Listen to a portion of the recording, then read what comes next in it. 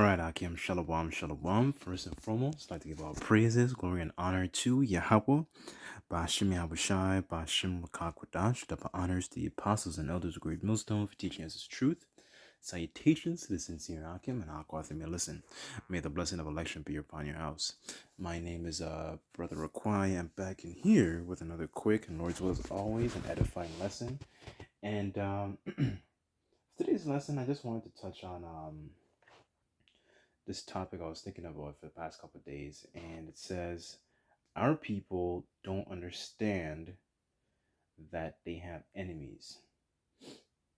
Okay, so this is the topic of the lesson.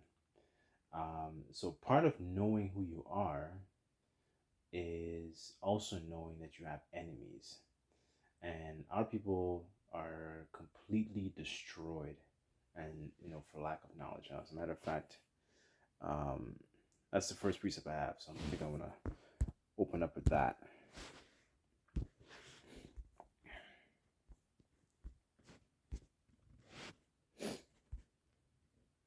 Okay, this is Hosea chapter 4, verse 6, and it says, my people are destroyed for lack of knowledge. Because thou hast rejected knowledge, I will also reject thee, and thou shalt know no priest to me, seeing that thou hast forgotten the law of the Most High. I will also forget thy children. Right? So, um, because of our, disobedience, our people have lost the understanding of who they are. And because of they don't know who they are, they don't understand and seem to understand that they have enemies, right? And in places like, I'll just use America and all these different so-called multicultural environments, because we were like in these particular environments, our people are so they're mingling, amongst the other heathens, right? And they don't seem to understand and that there's a difference between you and them, because really and truly the Lord made us to be a holy people, you know, and set apart from these people, because these people are likened unto beasts, right? Because the law wasn't given to them, it was given to you Israelites, you so-called Negroes, Hispanics, Native Americans, and speckled Israelites. It was given unto you, right? And so that makes us as a people not only upright, but it also makes us have a conscience, and it also makes us separate and above these other nations, like it says in Deuteronomy, right? So, and it's funny too, because we're so entangled with essentially these particular, because our people are so mixed up into these environments, like these multicultural environments, they don't seem to understand that, okay, these people are, they're not like you, right? And Jake doesn't seem to understand these particular things. So before I ramble on too much, let's go to Proverbs. Okay, this is Proverbs 4, verse 5, and it says, get wisdom, get understanding, forget it not, neither decline from the words of my mouth. Forsake her not, and she shall preserve thee. Love her, and she shall keep thee, right? And, how do we, essentially love her? Essentially, her being that wisdom, Sophia, right? How do we love her? Is by, going through these scriptures and becoming more illuminated, right? And that essentially that opens up our minds to an understanding of the ways of our forefathers, the things that they did, even the things that they didn't do, right? And the things that made us pleasing to the Heavenly Father, right? So knowing these things actually makes us illuminated. It makes us enlightened, right? It says, wisdom is the principal thing. Therefore, get wisdom, and with all that getting, get understanding, right? So, wisdom really and truly is the principal thing, but our people prioritize other things as if it was the principal thing. Like, for example, money. Now, in regards to scriptures, money is a defense, right? But scriptures say that the love of money is the root of all evil. So our people are in this position because they don't exalt and have wisdom, right? So, and because they don't have that as well, part of knowing who you are as an Israelite, they fall into the traps, the snares, the wiles of the devil, like it says in Ephesians. They fall into these different things because essentially what happens is they they don't know how to fight. And when I say fight, I mean that in the spirit. They don't know how to fight essentially, um what's it called? They don't know how to fight, certain tests and battles that they get sent into, right? So they essentially they're taking and they're taking losses like a lot of the young people like to say these days. So imagine when you think about our people in a boxing ring with all these other elites, for example. So you have Jake on one side of the ring, and then you have Esau, you have Ishmael, you have Moab, and so on and so forth. All the other listed nations that you would find them in Psalms 83. When you think about all these other nations, because Jake doesn't know who they are and understand how to fight, because what happens is Esau throws a jab, Moab throws a jab, Ammon throws a jab, Ishmael throws a jab, right? And then Jake gets knocked out. They're taking punches to the gut, to the face, right? And what happens is they don't know how to fight because they don't know and understand that these other nations are your enemies, right? So let's uh let's get Sirach.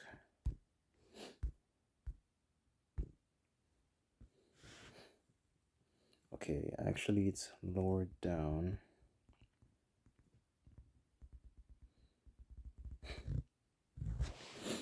Okay, this is Sirach 13, verse 17, and it says, "What fellowship hath the wolf with a lamb? So the sinner with the ungodly," right? And you Israelites are likened unto sheep, right? And sheep essentially need a shepherd. And because our people don't understand, I don't think of themselves as sheep. And sheep are animals that are essentially they're I don't want to say docile, but they need guidance, right? And our people don't have that, right? So in this situation, you have essentially a lot of wolves that come up and target the sheep, right? One, because of bad leadership, like it says in so when you read John chapter 10, it talks about the hireling. The hireling doesn't care for the sheep because the hireling is paid for the it's just there to be paid. They don't actually give their life for the sheep, essentially, right? So when you think about a wolf is an animal that can come up and target and kill the sheep, right? And this is the way the wolf is not the same in the likes and characteristics as a sheep, right? The sheep is the prey, the wolf is the predator. So in this case, Jake, you're likened unto prey, and these other nations are likened unto predators, especially Esau, Edom, right? And one of the ways he preys on you is, through his different snares that he lays out for you, the music that is perpetuated, the his sword, the modern day weapons. I'm talking about carnal weapons essentially, and all these different devices that he comes up with. Poisoning the food, controlling the resources. All these different things is what Esau does to actually try and essentially poison you Israelites, trying to get rid of you Israelites, right? And Jake doesn't seem to understand this, so they're kind of like in a la la land, going about their business, and they don't seem to understand that okay, you're a wolf. This enemy is trying to devour you, right? And one of the biggest ways that they're trying to devour us as a people is through that charagma, right? That you find that in Revelation 13, verse 16. Now, um, I made 2 points. So I just want to jump to this quick precept real quick. Sirach 12 and 10, and it says, "Never trust thine enemy, for as iron, for like as iron rusteth, so is his wickedness," right? And our people are very, because they're, and essentially going back to the analogy of them being sheep, because they're sheep, they essentially they're very naive to essentially the wiles and the trickery that comes with the wolf, the serpent. A serpent can bite you. And Israel doesn't understand this. They don't understand and take into account these particular things, right? They don't take into account that, you have an enemy and this is how your enemy fights. A snake is not gonna, like for example, a rattlesnake. A rattlesnake, when it rattles its tail, it's not a warning to come closer, right? And but Jake is so simple that they're gonna come essentially they come close and then they get shot when they get bitten, right? So and a good example of that presently is today, like for example, when a lot of our, for example, so-called black women, they try and seek a so-called better man, by going to Esau, and then they're surprised what happens to them, because they realize that the Edomite, the so-called white people, right, is a serial killer. He's a rapist, so on and so forth, right? Why are you shocked by these things? This is what the serpent does, right? As a matter of fact, it says that uh this is verse 13, and it says, "Who will pity a charmer that is bitten with a serpent, or any such as come nigh wild beasts?" Right. So this is a point, for your Israelites to understand that you don't come closer to the serpent when it starts rattling its snake. Rattling its snake. It starts rattling its tail, right? And it's to be understanding and you need to understand and use your superpower and tap into your blessing, right? It's not your modern day gun. It's not your modern day machine weapons and all this AR 67 and AR 15s and all that kind of stuff. It's tapping into these scriptures, right? Because when you tap into these scriptures, you'll be able to understand and arm yourself with the weapons to be able to essentially quench the fiery darts that the devil is trying to throw at you. So, and then what happens is, like it says in 2 Corinthians 2, you're not ignorant of Satan's devices, right?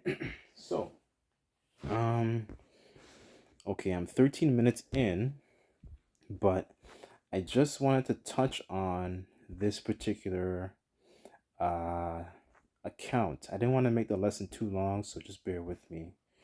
I have a habit of rambling, so just forgive me.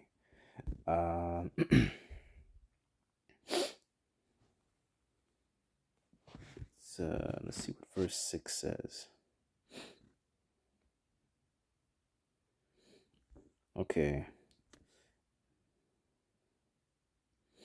Okay. This is Judith chapter 9. I'll start at verse 1. I want to jump down. So essentially, in this chapter, Judith is making her supplication, her prayer to Yahweh Bashem Yahushai, right? So Judith fell on her face and put ashes upon her head, covered the sackcloth wherewith she was clothed, and about time that the incense of that evening was offered in Jerusalem in the house of the Lord, Judith cried with a loud voice and said, I'm going to jump down to verse 6.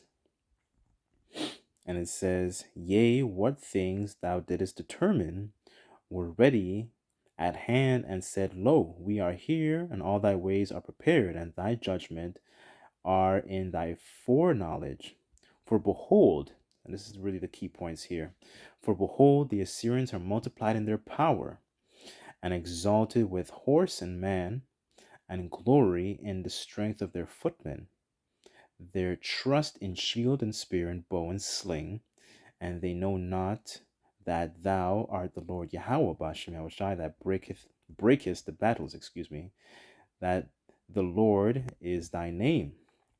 throw down their strength and their power, right? So Judith is essentially making her supplication. So just a little brief context. Essentially, the Israelites are in a situation where they're being besieged by the Assyrians, and it's being spearheaded by General Holofernes, right? So essentially, they were trying to get intel on the Israelites, and they're trying to see, okay, when you get these people to sin against their power, then that's when they realize the Most High essentially punishes them, right? So they were trying to get intel.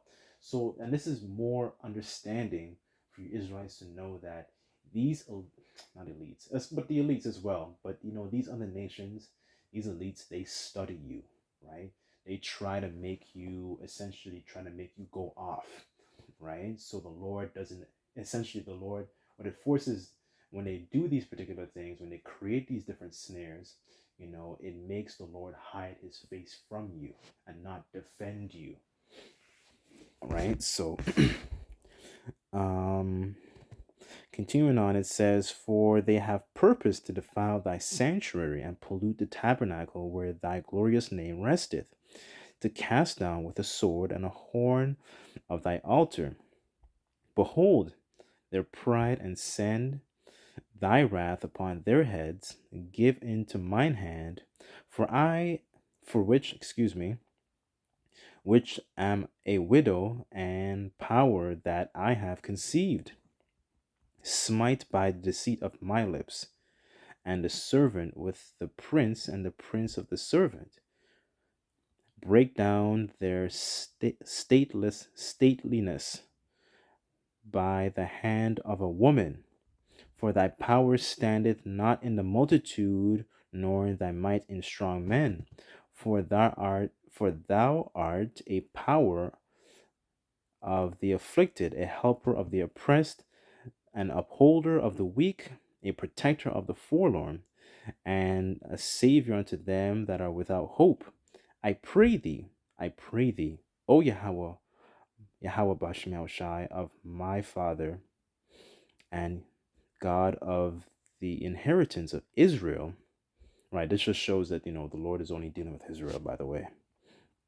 It says, the Lord of heavens and earth, creator of the waters, king of every creature, hear thou my prayer. Right, so essentially, to add, Judith is making her supplication and is asking the Lord Yahweh Bashem Shai to defend her from these people, right? So even her, in her mindset, she understood that she had enemies. Not everybody, because Jake has been in Babylon for so long and been mingled and mixed amongst the heathen. They think that these heathens are your friends. Like, no, these heathens are not your friends. Like the scriptures say, we are to be at peace with all men, but you have to understand that, these heathens, they don't think like you, right? These heathens are beasts, and you have to understand that these heathens are your enemies, right? Um,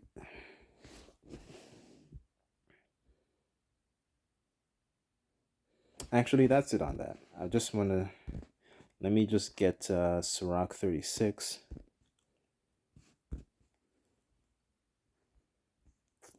Just bear with me 1 second. Okay, Sirach 36, verse 7, and it says, raise up indignation and pour out wrath. Take away thy adversary and destroy the enemy. Sake the time short, remember the covenant, and let them declare thy wonderful works. Let him that escapeth be consumed by the rage of fire, and let them perish that oppress the people. Right? And this is an understanding that, okay, you Israelites, you have enemies, right? And these enemies are oppressing you by multiple different facets, right? You may not think you're being oppressed, but you actually are being oppressed, right? The food is unclean, the air is unclean, the water is unclean, right? Bill Gates is buying up farmland, right? He's not trying to serve you the best and fine dining, fine dining pieces of lamb and expensive cuts of oxtail and all this kind of stuff. These people are trying to poison you, right? And the biggest thing of all, they're trying to put that charagma, trying to put that Dorito chip inside of you, right? That's one of the big things they really are trying to do, right? And forcing you to sin against Yahweh Bashem Yahushai. So, um, anyways, I guess that kind of covers all the points I really wanted to touch on, right? Because, yeah, it's just something that was just on my mind. And Jake is so oblivious to, not only who they are, but, oblivious to the fact that they have enemies. And it's funny, I was actually just watching a clip earlier this week, and the clip is on YouTube, and it's titled "How to Sell to Negroes," right? And it's so interesting because it really shows you the inside of the minds of the people, the minds of these heathens, and how to sell. Because these people, these heathens, Jake, man, Jake doesn't seem to understand that these heathens study you.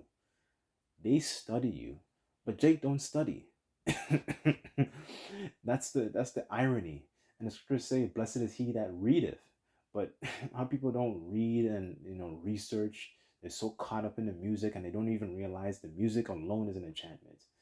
Trying to get you to go off because they've spilled so much adultery messages in the music alone, right? But anyways, forgive me for ranting, but hopefully this lesson was truly, I pray and hope that it was edifying. And I'd like to give all praises, glory, and honor to Yahweh, Ba'ashem Yahushai, Ba'ashem Rakakodash, double honors to the apostles and elders of Great Millstone for teaching us his truth. The next time I say Shalom.